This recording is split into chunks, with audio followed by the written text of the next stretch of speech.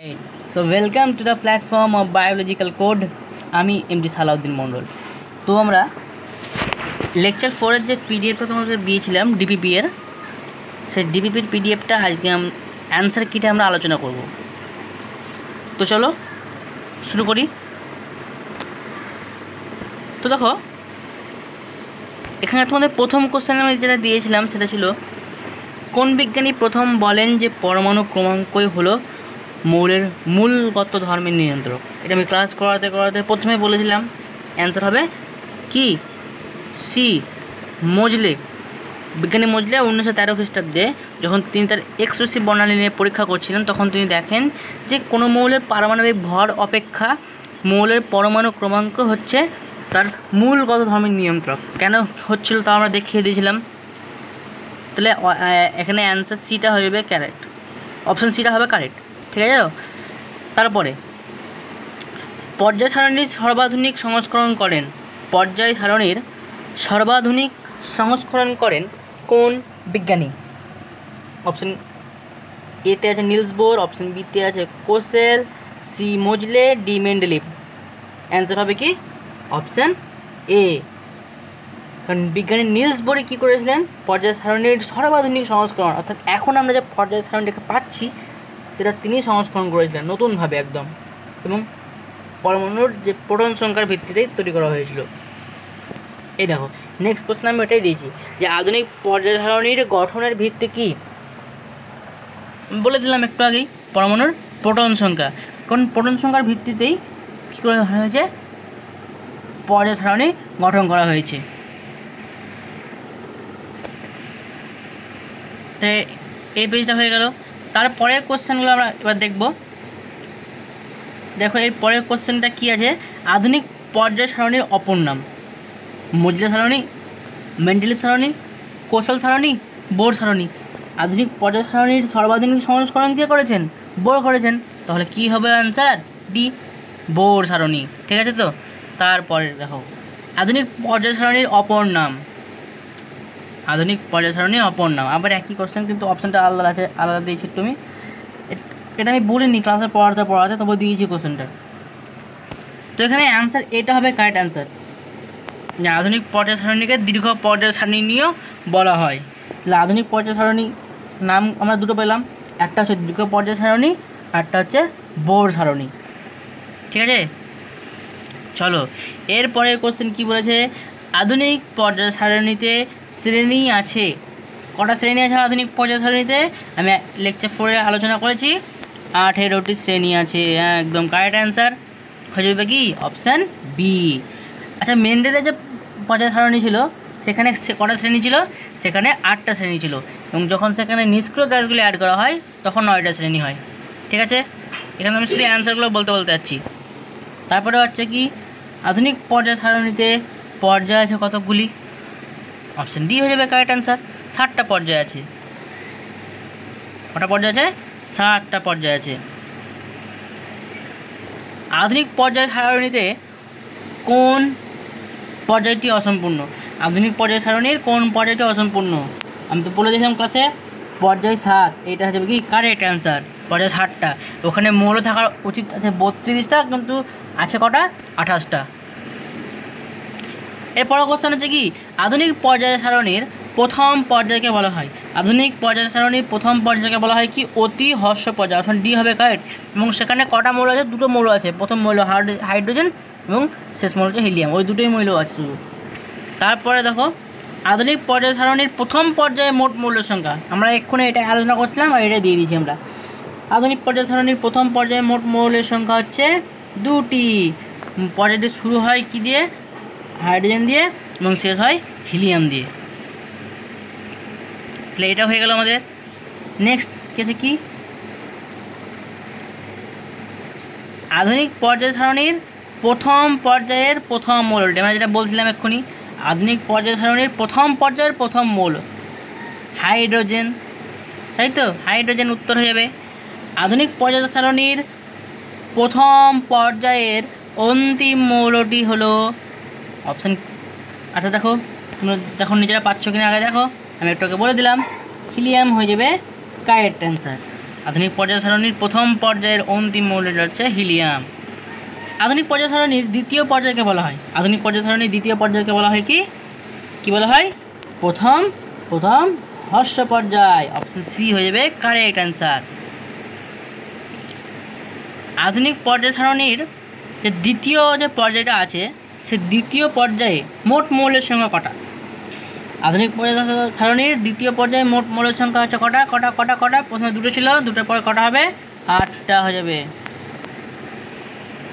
আধুনিক পর্যায় সারণীর দ্বিতীয় পর্যায়ের প্রথম মৌলটিকে, আধুনিক পর্যায় সারণীর দ্বিতীয় পর্যায়ের প্রথম মৌলটিকে লিথিয়াম। অপশন ডি হয়ে যাবে কারেক্ট অ্যান্সার। তারপরে কোশ্চেন দেখো কী বলেছে, আধুনিক পর্যায় সারণীর দ্বিতীয় পর্যায়ের অন্তিম মৌল কী হবে? অপশন বি হবে কারেক্ট অ্যান্সার, নিয়ন। এবার দেখো হচ্ছে আধুনিক পর্যায় সারণীর তৃতীয় পর্যায়কে আমরা কী বলি? আধুনিক পর্যায় সারণীর তৃতীয় পর্যায়কে কী বলা হয়? দ্বিতীয় হর্ষ পর্যায় বলা হয়। অপশন ডি হয়ে যাবে কারেক্ট অ্যান্সার। এগুলো সবগুলো আমি ক্লাসে আলোচনা করেছি, যারা ক্লাসগুলোকে মন দিয়ে পড়েছো দেখেছো তারা এই কোশ্চেনগুলো ইজিলি অ্যাটেন্ড করতে পারবে। তারপরে কোশ্চেন কী বলেছে, আধুনিক পর্যায় সারণীর তৃতীয় পর্যায়ের মৌলের সংখ্যা কটা? ওটা প্রথম হর্ষ পর্যায়ে মৌলের সংখ্যা 8টা ছিল, দ্বিতীয় হর্ষ পর্যায়ে কটা থাকবে? 8টা দেবে। আমরা তৃতীয় পর্যায়ে কী বলছি? দ্বিতীয় হর্ষ পর্যায়ে বলছি, তাই তো? আমরা তৃতীয় পর্যায়ে কী বলছি? দ্বিতীয় হর্ষ পর্যায়ে। তো তৃতীয় পর্যায়ে মৌলের সংখ্যা কটা হবে? 8টা হবে। অপশান বি হবে কারেক্ট অ্যান্সার। তারপরে এতে কী বলেছে, প্রথম কোশ্চেনটা কী আছে এখানে প্রথম কোশ্চেন আছে আধুনিক পর্যায় সারণীর তৃতীয় পর্যায়ের প্রথম মৌল। আধুনিক পর্যায় সারণীর তৃতীয় পর্যায়ের প্রথম মৌল হবে কি? সোডিয়াম। এগুলো মনে রাখার আমি একটা ট্রিক্স বলে দেবো, তোমরা এগুলো মনে রাখতে পারবে। আমাদের লেকচার 5 এটা নিয়ে আলোচনা হবে পুরো, ঠিক আছে তো?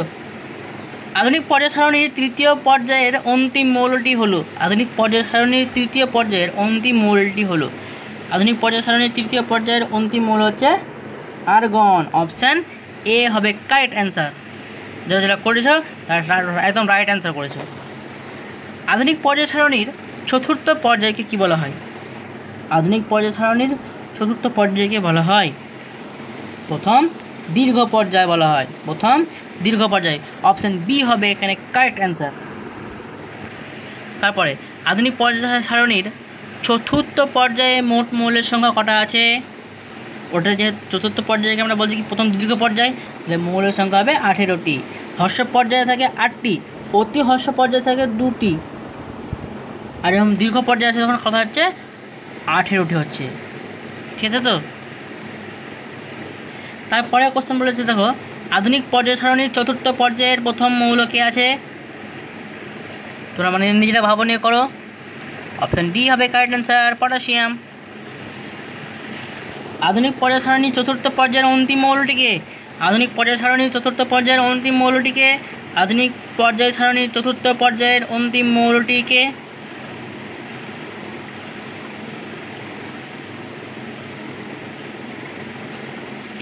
ক্রিপ্টন হবে কারেক্ট অ্যান্সার।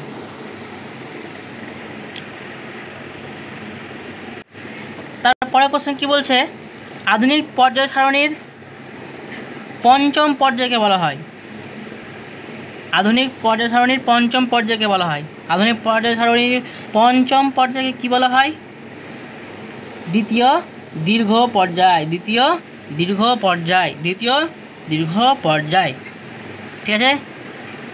নেক্সট কোশ্চেন দেখো কি বলেছে, আধুনিক পর্যায় সারণীর পঞ্চম পর্যায়ে মোট মৌলের সংখ্যা। তাহলে দ্বিতীয়, আমি কী বললাম, দীর্ঘ পর্যায়ে কতগুলি মৌল থাকবে? দ্বিতীয় দীর্ঘ পর্যায়ে বলেছে কটা থাকবে? 8টি। অপশান সি হবে কারেক্ট অ্যান্সার। তো এটা আমাদের হয়ে গেল কমপ্লিট। দেখো খুব সহজ সহজ কোশ্চেন আছে, কিন্তু তোমরা এগুলো সবাই পারবে, যদি একটু পড়ে থাকো তাহলে পারবে।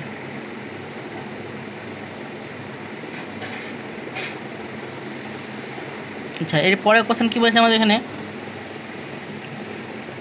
আধুনিক পর্যায় সারণীর যে পঞ্চম পর্যায় যেটা আছে, যেটাকে আমরা বলছি কি দ্বিতীয় দীর্ঘ পর্যায়, সেই পঞ্চম পর্যায়ের প্রথম মৌলটি, আধুনিক পর্যায় সারণীর পঞ্চম পর্যায়ের প্রথম মৌলটি হচ্ছে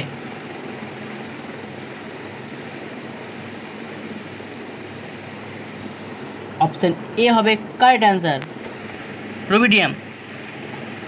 তারপরে দেখো বলতেছে কি আধুনিক পর্যায় সারণীর পঞ্চম পর্যায়ের আবার অন্তিম মৌল। পঞ্চম পর্যায়ের অন্তিম মৌলকে, আধুনিক পর্যায় সারণীর পঞ্চম পর্যায়ের অন্তিম মৌলকে জেনন। আধুনিক পর্যায় সারণীর ষষ্ঠ পর্যায়ে, ষষ্ঠ পর্যায়ে কী বলা হয়? ষষ্ঠ পর্যায়ে বলা হয় অতি দীর্ঘ পর্যায়। ষষ্ঠ পর্যায়ে বলা হয় অতি দীর্ঘ পর্যায়, অপশান বি হবে কারেক্ট অ্যান্সার। আধুনিক পর্যায় সারণীর ষষ্ঠ পর্যায়ে মোট মৌলের সংখ্যা। আধুনিক পর্যায় সারণীর ষষ্ঠ পর্যায়ে মোট মৌলের সংখ্যা কটা? 32টি। আধুনিক পর্যায় সারণীর ষষ্ঠ পর্যায়ে মোট মৌলের সংখ্যা হচ্ছে 32টি। আধুনিক পর্যায় সারণীর ষষ্ঠ পর্যায়ে প্রথম মৌলটিকে, অপশান বি হবে correct answer, caesium. Option B হবে কারেক্ট অ্যান্সার, সিজিয়াম। ঠিক আছে, তারপরে দেখো কোশ্চেন কী বলেছে, আধুনিক পর্যায় সারণীর ষষ্ঠ পর্যায়ের অন্তিম মৌল। আধুনিক পর্যায় সারণীর ষষ্ঠ পর্যায়ের অন্তিম মৌল কে?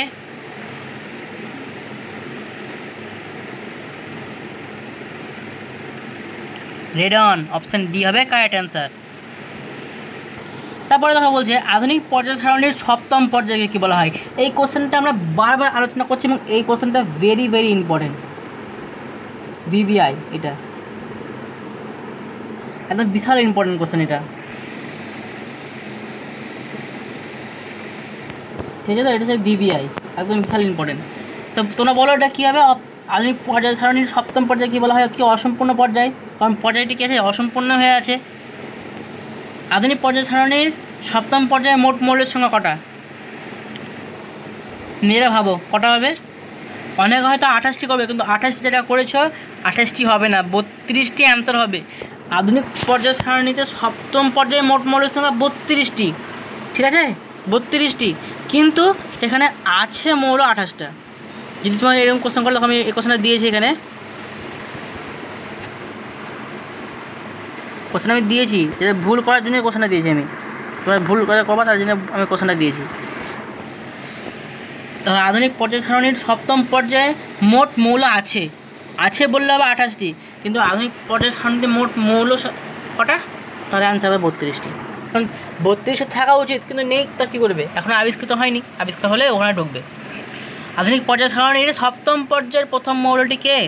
সপ্তম পর্যায়ের প্রথম মৌলটি হচ্ছে ফ্রান্সিয়াম। আধুনিক পর্যায় সারণীর সপ্তম পর্যায়ের প্রথম মৌলটি হচ্ছে কে? ফ্রান্সিয়াম। আধুনিক পর্যায় সারণীর সপ্তম পর্যায়ের অন্তিম মৌলটি কে? আর্গন? না, ওটা তো তৃতীয় পর্যায়ের শেষ মৌল। সোডিয়াম? না, ওটা তৃতীয় পর্যায়ের প্রথম মৌল। ক্রিপ্টন? না, ওটা চতুর্থ পর্যায়ের প্রথম মৌল। ওটা কোনোটি না হবে, কারণ সপ্তম পর্যায়টি অসম্পূর্ণ, তাহলে শেষ মৌল কোনটা এটা আমরা জানি না, ঠিক আছে? তাহলে দেখো, শ্রেণী বা গ্রুপ 1 এর মৌলগুলিকে বলা হয়, শ্রেণী বা গ্রুপ 1 এর মৌলগুলিকে কী বলা হয়? ক্ষার ধাতু বলা হয়। আমাদের লেকচার 5-এ এটা নিয়ে আলোচনা করা হবে, পুরো ডিপ আলোচনা করা হবে লেকচার 5-এ। এরপর বলছে কি শ্রেণী 2 এর মৌলগুলিকে বলা হয়, শ্রেণী 2 এর মৌলগুলিকে বলা হয় কি? ক্ষারীয় মৃত্তিকা ধাতু। অপশান ডি হবে কারেক্ট অ্যান্সার। শ্রেণী 11 বা শ্রেণী 11, শ্রেণী 11 এর মৌলগুলিকে কী বলা হয়? শ্রেণী 11 মৌলগুলিকে কী বলা হয়? আমি বলেছিলাম সি হবে কারেক্ট অ্যান্সার, মুদ্রা ধাতু। সেখানে কী কী আছে তোমরা নিজেরা জানো, কী কী আছে নিজেরা ভাবো। সিইউ, এজি আর এইউ, কপার, সিলভার এবং গোল্ড, এই তিনটাকে বলা হয় মুদ্রা ধাতু। কে কে আছে? সিইউ, এজি আর এইউ, এদেরকে কী বলা হচ্ছে? মুদ্রা ধাতু। তারপর দেখা বলছে গ্রুপ 16 এর মৌলগুলিকে বলা হয়, গ্রুপ 16 মৌলগুলিকে কী বলা হয়? গ্রুপ 16 এর মৌলগুলিকে কী বলা হয়? চ্যালকোজেন মৌল। কে কে আছে? অক্সিজেন, সালফার, তাই তো, এরা আছে।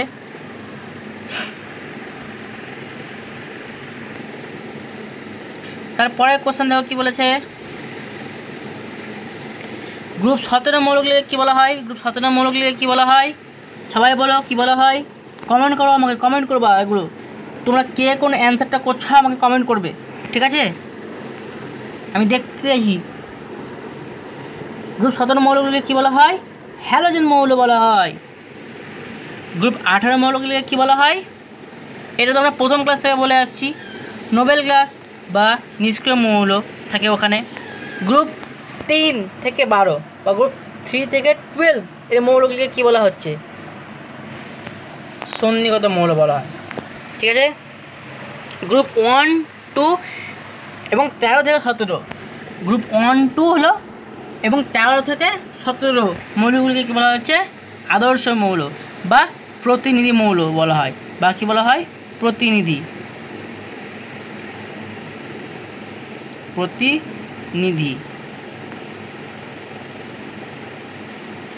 ঠিক আছে, আর কোশ্চেন নেই। তো এইখানে আমাদের আজকে ক্লাস শেষ হচ্ছে। তো আমি দেখো ডিপিপি যে লেকচার 4-এ যে ডিপিপিটা তোমাদেরকে দিয়েছিলাম তাহলে আমি অ্যান্সার সব বলে দিয়েছি। তোমরা পুরো মিলিয়ে নেবে, কত নাম্বার পাচ্ছ তাও দেখবে এবং আমাকে কমেন্ট করবে তোমরা যে কে কোন অ্যান্সারটা করছো। এবং যদি তোমাদের ভিডিওগুলো ভালো লাগছে, আমার ক্লাস যদি ভালো লাগছে, তাহলে তোমরা আমার চ্যানেলটা সাবস্ক্রাইব করো, কারণ এরকম ভালো ভালো ক্লাস যদি তোমরা আরও পেতে পারো। আর তোমাদের একটা সাবস্ক্রাইব মানে আমার মোটিভেশন, আমি আরও ভালোভাবে তোমাদের সামনে আমার যত জ্ঞান আছে রিপ্রেজেন্ট করতে পারবো। চ্যানেল ভালো লাগছে লাইক করো, ভিডিও ভালো লাগলে লাইক করো, কমেন্ট করো আমাকে কার কোন প্রবলেম হচ্ছে, আমি তাহলে তোমাদেরকে বুঝিয়ে দিতে পারবো ব্যাপারটা। আমি তো বুঝতে পারছি না, তোমরা কে কোন জিনিসটা বুঝতে পারছো না, আমাকে কমেন্ট করবে যে দাদা বা স্যার আমি এই জায়গাটা বুঝতে পারিনি। ঠিক আছে, আমি ট্রাই করবো তোমাদেরকে বুঝিয়ে দেওয়ার। তো আজকের ক্লাস এই পর্যন্তই, দেখা হচ্ছে পরের ক্লাসে। এবং আমাদের লেকচার 5 খুব তাড়াতাড়ি আসছে। আমরা ইতিমধ্যে অনেকটা শেষ করে ফেলেছি, আর বেশি বাকিও না চ্যাপ্টারটা। তো তোমরা লেকচার 5-এর আধুনিক পর্যায় সারণী সম্বন্ধে আরও ডিপলি জানতে পারবে। তো আজকের ক্লাস এই পর্যন্তই।